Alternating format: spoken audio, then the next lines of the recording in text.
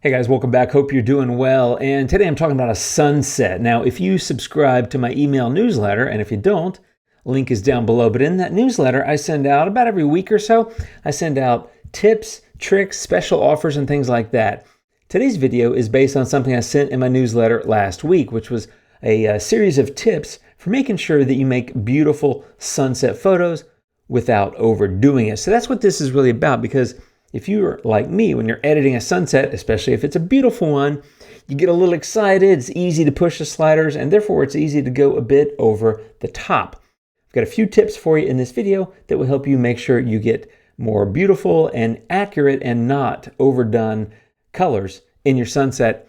Let's get going. Here's the image in question, and the reason I want to bring this up is because you might come in to develop raw and do some things like this where you're kind of playing around with the light, and then you might come over here to saturation and vibrance because hey, there's a beautiful bit of color there and I want to kind of jack it up. Then you might go into golden hour because hey, it's a sunset. Maybe you go into toning and add a little bit of saturation into the highlights. Maybe you go even into color harmony and maybe bump up that warmth, and then even you might go to Accent AI and say, hey, look at this, I really like that tool.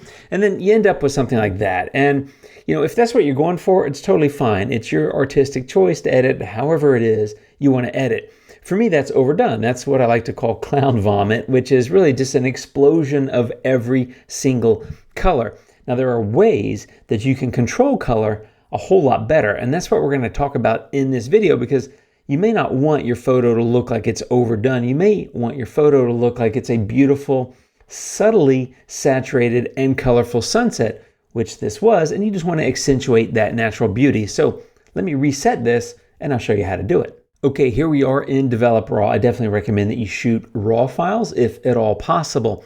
The first thing I want to talk about is I've done some basic edits here in Develop Raw, as you can see, including distortion correction. I still need to straighten the photo. But the first idea here is not to use saturation really at all here in Develop Raw. And I might use vibrance, but only a little bit. So like maybe a 5 or 6 or something like that.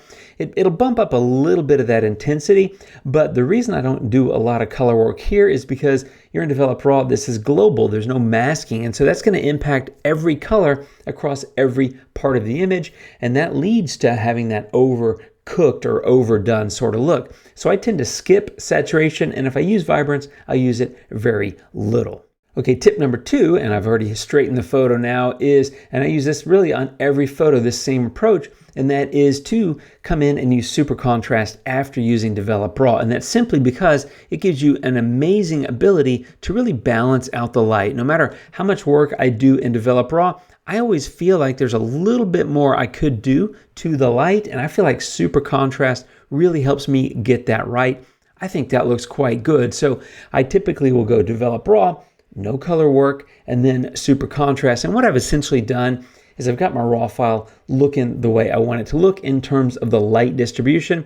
And that's what I always think about first. I mean, we're running around with these little boxes that capture light, and light is what it's really all about. And so I want to get the light looking the way I want the light to look before I go do anything else. So Develop Raw, no real saturation or very little vibrance in Develop Raw, and then super contrast to get the light balance. And now I feel like I've got my image looking about how I want it to look to start with, and this is where we'll go get into color. Now there's a number of different tools, including golden hour, that we'll get to, but the amount of color tools in Luminar Neo is pretty insane, and they're so powerful. And that's one of the reasons I love Luminar so much, because you can just do so much with color. One of the tools that I really like using on sunsets is toning. And so for toning, I would come in and in the highlights, I would just start dragging the saturation to the right. And depending on the light and the quality and the color of the light, I might adjust the hue. But if you leave it at 0, which is all the way to the left here, it's very much kind of in the reddish. And so as you start to drag this saturation to the right, you will see the highlights being impacted, which means kind of the brighter parts of the image are taking on more of that red hue. So if I show you the before, there you go, a bit more blue, and the after, a bit more kind of pinkish red in the highlights. That's a great way to control color because it separates between highlights and shadows. In other words, it's not global, it's just impacting the brighter parts of the photo. And for me, a sunset, the brighter part of the photo, of course, is generally going to be in the sky like it is here. So I would use saturation, season to taste, and a hue somewhere pretty far to the left. In this case, I'm going to leave it at 0. And you can get a really nice, subtle impact to those warm tones without really overdoing it. If you look at the before and the after, I think that looks pretty good.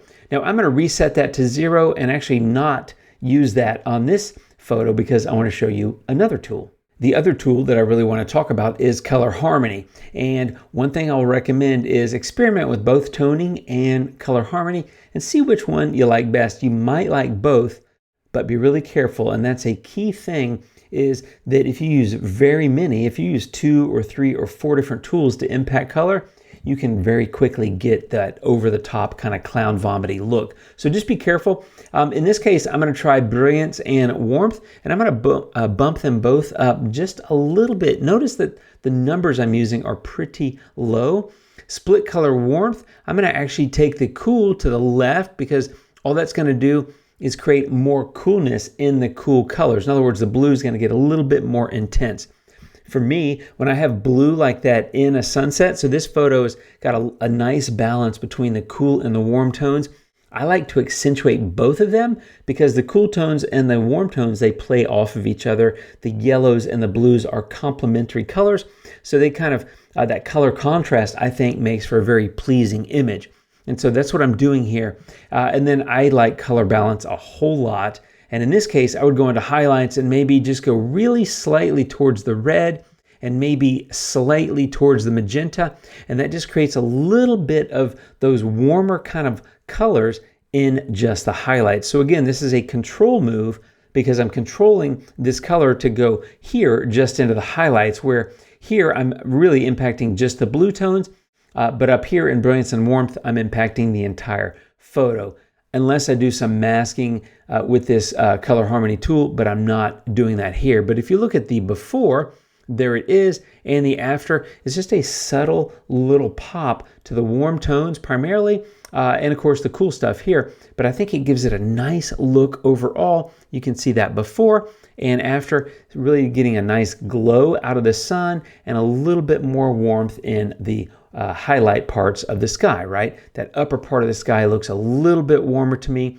There it is before, and there it is now. So subtle, small moves, and don't stack too many color tools. So if I had used the toning move plus this color harmony, it would probably be a little too much. Now, I mentioned golden hour earlier, and that is a great tool, and I use it a lot. I just think that you have to be careful overall. So if I come over here and do something like this 28, I think that sun and that area around the sun is just way too much. So if you look at the before and the after, I think it looks better before.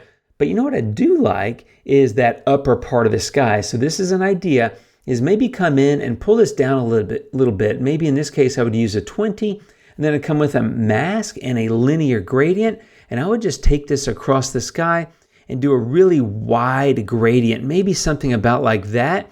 And I don't want to get very much into the area that's already pretty intensely orange, but I like what it's doing in the upper part of the sky.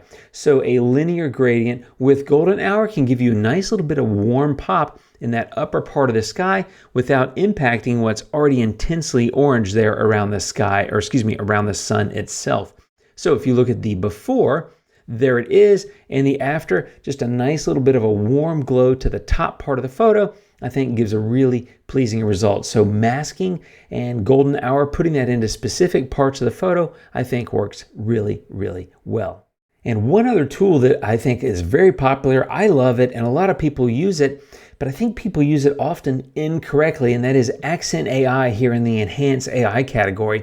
I find a lot of people use Accent AI really early in their edit, and they'll drag it pretty far because it has a huge impact on things like light and contrast and saturation.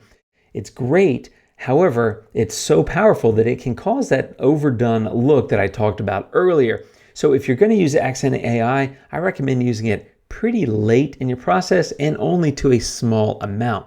So in this case, if I come in and do a lot, everything gets really intense and overdone, I might just come in and use it at like a 15 or something to give a nice little pop to the photo overall. There it is before, and there it is after. Just a subtle little pop instead of a 50 or 60 amount, which would just cause it to be overdone. Another idea is I will often use Accent AI and then come in with like a linear gradient or a radial gradient just to pop a certain area of the photo. In this case, I think it works to just use it globally, but just be careful with that. So one more time, before and after. And I think what I might do is wrap this up with a little relight AI.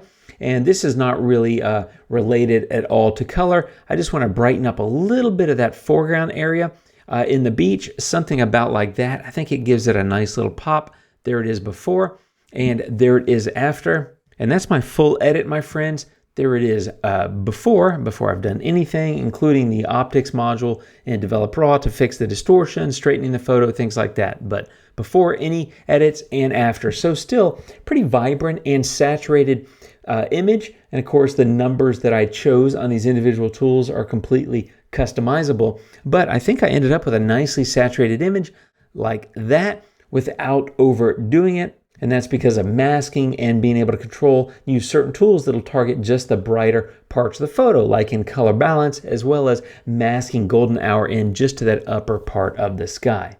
So if you enjoy this video, join my newsletter. These are the kind of tips that I send out every time I send a newsletter. Plus you get free preset pack and you get other goodies for being a subscriber. And that's it for this video, my friends. So thanks to those of you on my newsletter that wrote back and said, hey, I'd like to see a video about this. That's one of the ways that I get video creation ideas, is you guys asking me for things. So thanks again, my friends. Hope this was helpful. If you enjoyed this video, check out that one, and I'll be back soon with more. You guys take care, and until then, adios.